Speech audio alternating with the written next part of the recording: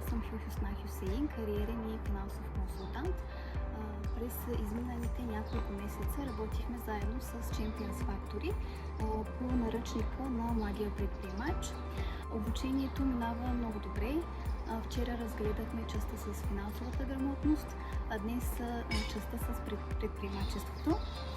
Здравейте, казвам се Калин Радулов от 19 средно училище Елин Пелин и днес е ден 2 на Champions Factory обучението.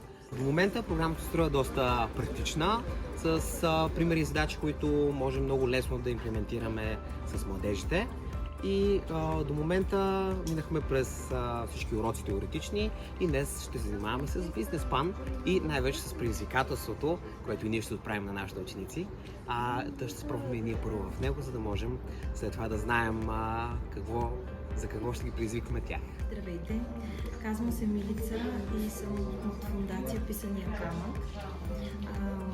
Впечатленията ми от обучението на Champions Factory по програма Млади предприемачи е изключително вдъхновяваща и мотивираща сфера за мен, тъй като аз самата съм предприемач по професия и смятам, че има какво да дам на децата. В същото време самата програма и материалите, които са изготвени, са изключително лесно смилаеми за децата и смятам, че на достъпен език можем да им предадем умения и знания, които в последствие да бъдат вдъхновени и да реализират в живота. В следващите 9 месеца програмата Млади предприемачи ще обучи над 1000 младежи между 15 и 18 годишна възраст.